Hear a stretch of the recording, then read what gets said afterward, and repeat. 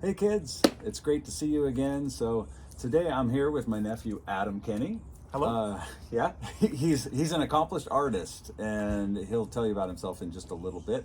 He actually was on one other video where Christmas our Christmas carols. yeah. So you got to hear us sing badly. Yeah. Actually, we did pretty And good. I played guitar while Yeah. Ryan played guitar. Right. Yeah. Ryan carried us. Yeah. No, you played. So we're gonna actually do something I think pretty fun here. I've always wanted to paint, and I've been compared to Bob Ross, and I have no idea how to paint.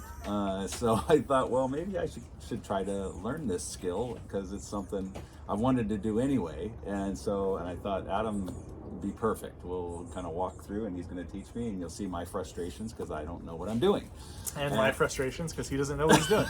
well, there is that too. So, and we will have the dogs outside running around, so just so you know, you might hear them tapping around, and plus we have birds mocking us and crows mocking us, I should say. I like the birds, but when the crows start mocking, it's a little irritating, and we might have planes flying over too. So, but we're just going to kind of power through that and do it. So this first video is going to be an introduction to what we're going to do, but first, I have a dad joke for you. You weren't expecting that, No, right? So, and you don't have to laugh. Okay. I'll reserve my judgment for the joke. You know, something, I like to draw. I've never painted. And I'm actually really good at sketching large crowds or large audiences. Okay. Darn it. No, you know what? I'm actually good at sketching large audiences. Uh-huh. You might say I could draw a crowd. Oh! That's pretty good. So, Yeah. Anyway, the delivery wasn't all there, but that was pretty clever anyway. So. Yeah.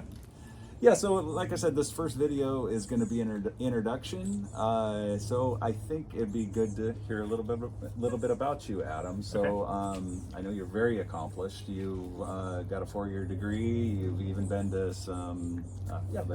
You tell me about yourself. Sure. Yeah. So I went to Seattle Pacific University, and I got my degree in studio art.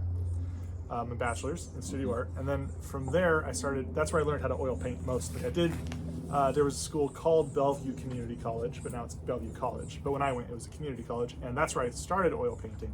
And then I decided to just pursue that further because I was always a decent artist as a kid, a good artist. Yeah, you were. So I pursued it, and I just kind of trusted the abilities that God gave me, and was like, well, let's see where this takes me. And so from there, after I graduated, I had a couple shows here and there, but I was also working just a normal job, which I still do. But Yeah. I was kind of wanting more, so I actually went to DigiPen Institute of Technology in Redmond, and that's a game school, also a film school. But they had a master's program in fine art, and I learned. So I got my master's in fine art in digital art. So I also learned a lot of digital painting and modeling and stuff like that. Okay. But since then, I've mostly been doing oil painting, landscapes primarily, although I've done some portraiture and things of that nature. Okay. I do a lot of commission work. I've been, let's see, what else? I've had a couple of exhibits, been part of some silent auctions and things like that. But Yeah. primarily right now, I'm mostly trying to get my art, get my website up and running and write some more about art, doing some instruction. Lately, the past couple of years, I've been teaching at Seattle Pacific University, teaching oil painting, and this next year I'll be teaching oil painting and color theory, and so yeah, I'm starting to just teach more classes at a university level, which is something I've been wanting to do and I've been enjoying. Yeah, and it can be hard as an artist, right? I mean, even if you're an amazing artist, a lot of times it's underappreciated, I think, because of the amount of work that goes into it and so much stuff that can be done digitally too. Yeah. You know, I think unfortunately, your paintings are worth a lot when you die. Sure, yeah, that's true. Yeah, right? It's very, very true. Yeah, they say you're a starving artist when you're alive, but yeah, and I think that there's also, I mean, maybe you've seen there's a shift with Etsy and stuff in the past decade, but I think it's really easy to go to a store like Target or something and get some art for your wall that maybe thousands of other people also have, but it's pretty and it looks nice on your wall. Yeah. And so for a lot of people, that's kind of the affordable option. It's nice to just decorate your walls.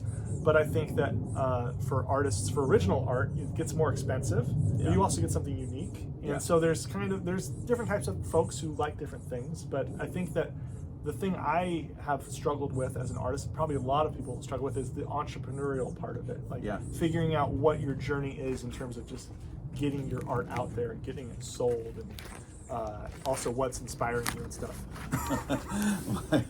my script is flying around here. Let me pull that down. Yeah. So it's that's the tough part for it. I think that the starving artist thing is a little bit of a myth, but there's some truth to it, because a lot of artists don't want to do the business side of things. No, I didn't. And that's been my struggle. It's just tough to get that all organized and figured out. A lot of artists aren't, at least in my experience with people I know and myself, it's not easy to be organized. Sure, I get that. I think, I think there's a book called The E-Myth, and one of the stories that always stuck with me is there's a story of a gal that's real good at making pies, and so her friends tell her, you should make pies, you should start this as a business because you're so good at it. Pretty soon it consumes her, because that's not really what she's good at, baking pies, right? But there's so much more, and I've even found that with my whole YouTube channel and all these different things that are vying for my time and trying to stay organized and running. It's a business too. It's become a business, and just trying to figure all that stuff out. It's the stuff that people see is like the very tip of the iceberg. All the work for a painter, all the painting, all the planning, all the printing, all that sort of stuff is behind the scenes, and people don't see the amount of work that goes into it. Right. And you have a series where you're kind of like this too, right? Where you're kind of showing people how to do stuff, and you and I were just joking about this, about the amount of effort that goes into just creating those videos, and that's one of the things I've struggled with is since we did our remodel, we have so many things that need to be done, and it's so hard to stop, take time, pull out my tripod, record, and make sure I'm explaining, make sure I'm getting an angle for people to see. And then not only that, you get all that footage. Now what do you do with it? Okay, I don't have a team to edit it. I'm taking it. Oh, there's Squiggy hanging out with us, so I don't know if you can see him. Come on, Squig. But anyway, there's just a lot of, like you said, tip of the iceberg with things, and that's kind of the same thing that I'm going through, is there's just so many other things that are vying for my time, and I am still working. I'm working on trying to figure out next steps as we're getting closer, but still spinning all those plates, so it's a little bit difficult. So. It's tough. It's tough to do anything creative, I would say. It's just because you're also putting yourself out there, right? And that's really difficult to do. No, that's true. And I've talked about if you don't want to be criticized, then don't do anything, right? Because it's kind of true. Sounds great. Maybe I just won't do anything, but you'll get criticized for not doing anything then, because no matter what. Somebody even made a comment about that on one of my posts, that even that you'll get criticized for if you don't do anything. So. Let's see, so we talked about you. So Bob Ross. Bob Ross, everybody, anytime oil painting comes up, or painting. Is it really as easy as Bob makes it look like? Or what are your thoughts on Bob Ross? No, it's not necessarily as easy. So I have complex thoughts on Bob Ross. Sure. I think that, let me start here. I think art is anything that makes you feel something, right? And so I think if you saw his paintings and you didn't know who Bob Ross was, you might feel something looking at his paintings. But you might not feel something as strongly as you would if you saw somebody who's like an old master, like John Singer Sargent, or Da Vinci, or Michelangelo, or something. There you like go. that. Use a name that I actually recognize. The Ninja Turtles, right? So, there you go. Exactly. Ninja Turtles. And so that's not to say that his art wouldn't make anybody feel anything. But I think Bob Ross, the magic of him is actually that he is the art, in a sense. Like him putting himself on video and showing people the joy of painting, and making people feel welcome, and making people feel like they can do that too, with some little bit of skills, and a little bit of a formula, and the right equipment, you can do it too. To me, that is what makes people feel things, and that show itself, and him doing that is the actual art, if that makes sense. I don't think it's his paintings that make people go, whoa, although maybe a little bit. I think it's just like him. Like it's like, wow, he makes that look easy. Maybe I can do that, you know? And So I really like Bob Ross. Yeah. I don't have his paintings on my walls, and I don't like look at him as like the inspiration for my artwork. Did he have any influence on you early on, before you knew what you were doing? Yeah, I'd say as when I was younger, when he was on TV, that was maybe more of an influence. Not necessarily. I never really, until I hit college, I didn't really want to try oil painting because I was intimidated by it. The idea of oil painting, it's like, oh, I can do watercolor maybe, or acrylic or something like that, but oil painting, that's like, it's oils. Yeah. You know, that's what the best painters use is oil. Yeah. And it sounds so hard to work with. So maybe there's some aspect of just seeing how he would, because he just invents it, you know. But he invents it because he's done it for so long, and he learned how to do it, right? And so that kind of impressed me, just the fact that he could invent this landscape without looking at a picture. And so he wouldn't look at a picture. No, he would was just okay. he was just I didn't know if he had something off over here that he's looking at. He's just kind of coming up with it. I mean, I recognize that he says, "Let's put a tree here." You're right. So he's saying that, but I didn't know if he's also looking at a basic. I think he did it. He did enough of that, and he understood how trees look. He understood how mountains look, how skies look, and what colors work well together. Yeah. And how rivers and all that sort of stuff, how reflections work. And I think at some point he was just able to, and I think a lot of artists do get to that point, but able to just say, okay, let's just invent something. Yeah. Put in a sky, like I know where my horizon line is, put in a sky, put in a mountain on top of that sky, put in some foothills, put in some trees and a meadow and a river and a little cottage, you know. Yeah. And he does it in 20 minutes, you know, which is that's kind of the impressive part. It is amazing. But he has his way in which he works, or he used to work. So I think he makes painting approachable, and I think from there, then people can start to discover what they like about painting, and start to kind of then see, okay, what other artists are out there. It's kind of like music. It's like if you listen to like something that most people enjoy, like the Beatles or something like that, it's like, this is really quite good. And the further you dive into it, the more things you start to see are more complex than they sound. Yeah. But then that might lead you in other directions. Like, okay, I kind of like this harder rock song.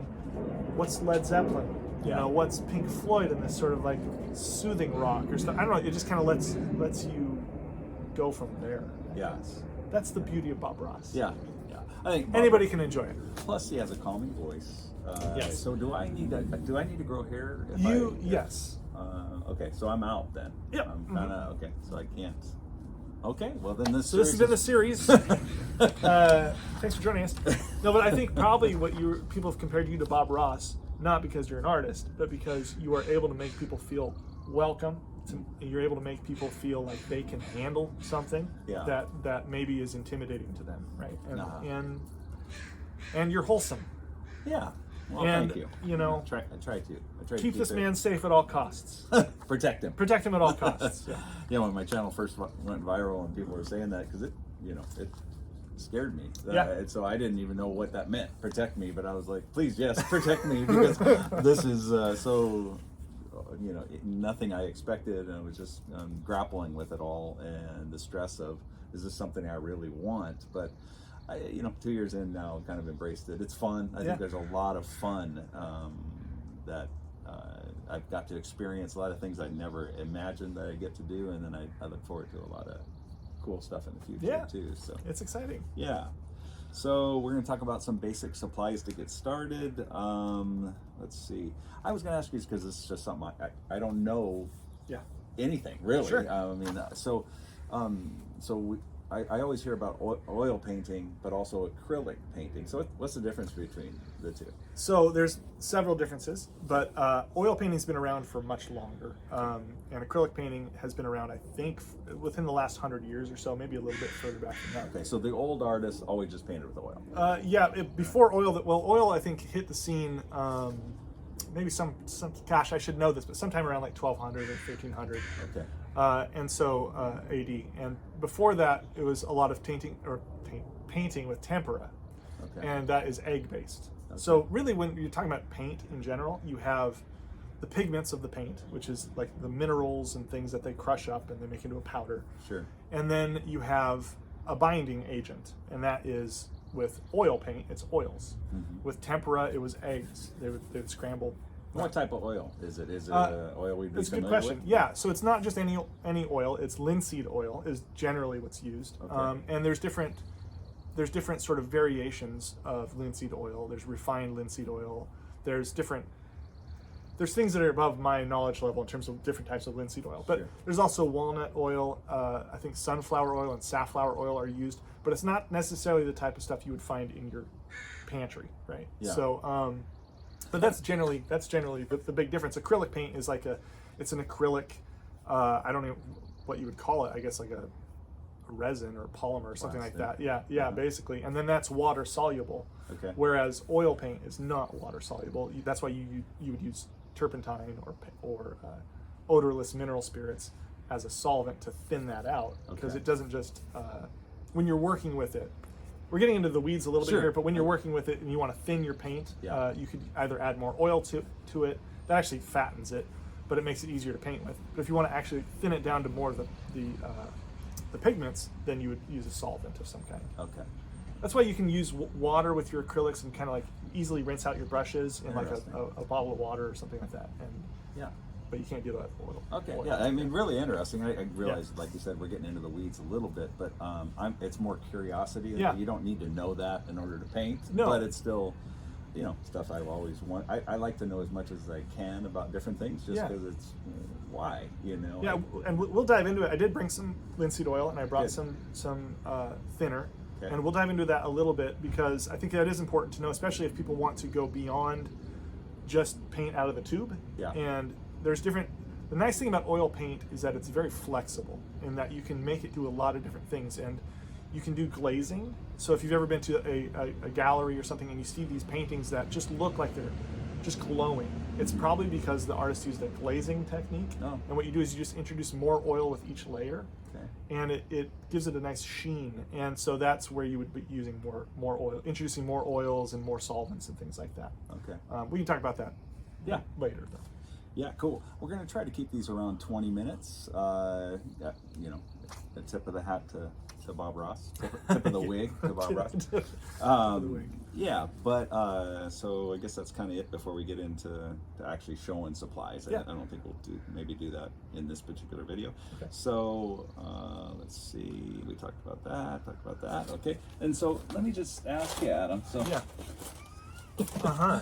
So I did buy this. Oh, okay. Recently? No, actually, I think it's worth something. Actually, Probably is, because yeah. I think I bought You got it. American pickers looking at this video like, I want They that. might be showing up. Yeah. Oh, yeah, really. So it's actually I think I've had this probably 20 years because it's something I wanted to do, but then you have a family and your job and all that, everything kind of gets in the way. And now Sure. that I'm heading closer and closer to retirement, that's why I thought this series would be great, because I'd like to learn how to paint. I also want to learn how to play piano. Do you have any I have experience very little with that? experience with that. I'm a guitar player. Oh, well, that's fair. That's fair. I'm a pretending guitar player. Yeah, you and me both. I can play poorly. I mean, I can play a little bit. So, So anyway, but you know what happened, Adam, is I was going to just do this, and then I realized when I opened it up that it actually has a VHS tape to show me how to use it, and I don't have a VHS player, so I thought I'll bring in Adam. Yeah. Yeah. Well, I can be your Bob Ross. I do paint a little differently than Bob Ross. But I will try to instruct as best I can. And I'll talk about the differences. People who've watched Bob Ross, I'll talk about some of the differences in how I paint versus how he paints. Okay. Yeah, cool. That'd be great. And then I was surprised that this stuff actually all looks like it's usable still. I mean, Yeah, I think everything it looks, is. which is surprising. It's been 20 years, and that stuff still looks like we can still use some of it. Yeah, So, these are good tubes. Pretty that they amazing use. that Yeah. it lasts that long. One thing I'll say too before we wrap this up, because this is a question that I have, is so I have done screen printing, right? So you know that, and I'm working with that, and you always have to cure that. So you have to heat it up to get it to dry. Yeah. And if you don't, it's gonna wash out, or So how does that differ from this? How long does it take for a painting to dry? So actually, that's another major difference between acrylic and oil. So most people who have tried painting will probably have tried acrylic at some point, and that dries very quickly. It does. It's not very flexible in terms of time and in terms of like mucking around with it. It just dries so fast. Oil takes a while to set. It's actually, oil doesn't really dry as much as it sets. And it'll set to the touch depending on the pigment you're using, because different paints will actually differ in this way. It'll set within about a week, maybe even a few days. It'll set to the touch where you can keep working on top of it. If you wanted to, I guess, cure it, which is just adding a layer of varnish on your painting, you usually want to wait about 6 months. 6 months, which wow. It'll be dry to the touch, or set to the touch long before then. Yeah. But oil itself, it can be a little deceiving because maybe depending on how thick your painting is in terms of the thickness of paint you put down on there. If it's super thin, you probably don't have to wait that long. Yeah. But it's kind of like cooking in a way. It's like, how much oil do I use, and how do I, it's an art. Yeah. Well, there you go. There's an art to it. So you're probably okay varnishing it well before then. I've varnished paintings before 6 months, but they just say to be safe. And you paint that on. You would just spray it. There is spray varnish. Okay. I think a lot of folks, if you want a more even varnish, you'll probably want to brush it on. Okay. Yeah. And the fear would be, if you're brushing it on too early, you're gonna drop. You're not necessarily going to smear anything. Okay. It's just not going to. So it's going to make it less flexible, I guess, because the varnish will dry. And so this is the complex thing about oils, is that you're painting on a flexible surface, a canvas, right? And if you've ever been to a gallery and you see an old painting, you'll often see cracks and things in the paint. That's probably because over time the shrinking of the canvas and the moving of the canvas and stuff has made that vibrate. And the oils are so set, and they're set in a way that's kind of brittle, that cracks will happen. And that can happen just in changes in temperature as well, things like that. So if you were to varnish it too soon, you might make it too brittle to where that will want to crack. Okay. Yeah. So interesting. So yeah, so this is very cool. And so real quick, you have a website? I do, adamkenneyart.com.